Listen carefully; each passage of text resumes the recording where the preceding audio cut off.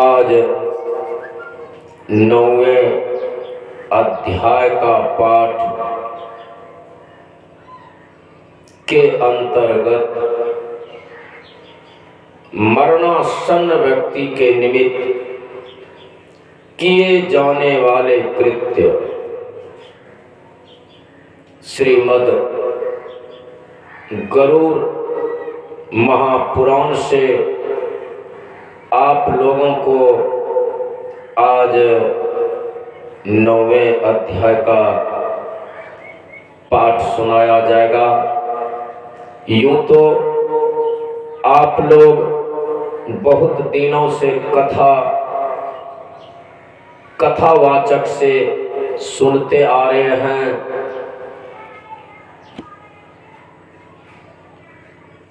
भगवान विष्णु के दरबार में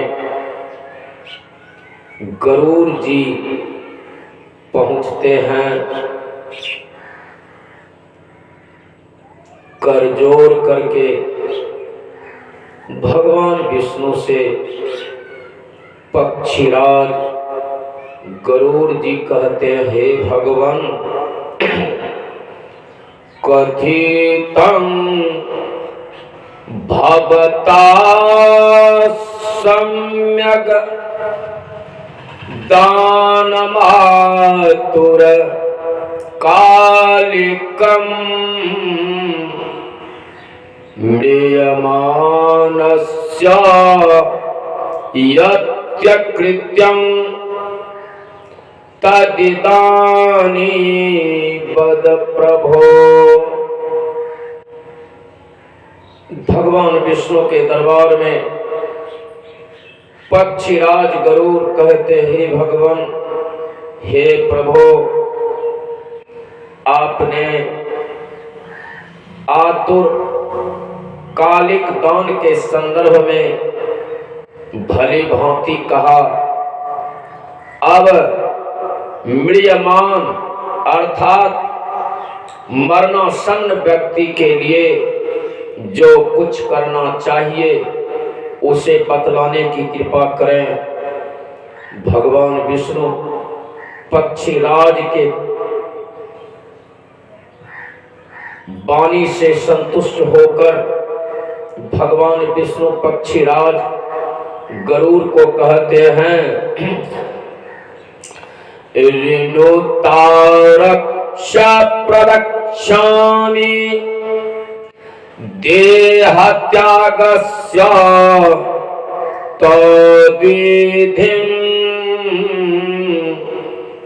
मृतायेन विधानेन सद्गतिं यान्ति मानवा। भगवान विष्णु कहते हैं, पक्षीराज गरुड़, जिस विधान से मनुष्य मरने पर सद्गति को प्राप्त होते हैं, शरीर त्याग करने की उस विधि को मैं कहता हूँ। सुनो, कर्म के संबंध में जब प्राणी अपना शरीर छोड़ने लगता है तो उस समय तुलसी के समीप गोबर से लीप कर एक मंडल की रचना करनी चाहिए। हम लोग अपने घर द्वार में तुलसी लगाते हैं, लेकिन तुलसी लगाना कहाँ चाहिए, इस पर भी ध्यान देना है। उत्तर पूर्व के कोने को ईशान कोण कहा जाता है। तुलसी का पौधा जब भी लगाए उत्तर पूर्व के कोना में, और वहां जब आप लगाते हैं तो लगभग निगेटिव ऊर्जा जो आपके घर द्वार में रहता है, तुलसी के पेड़ में वह शक्ति है जो पॉजिटिव ऊर्जा देते रहेंगे आपको। तो भगवान विष्णु कहते, जब मरणासन प्राणी हो जाए तब तुलसी के पौधे के निकट गोबर से लीप कर एक मंडल की रचना करनी चाहिए।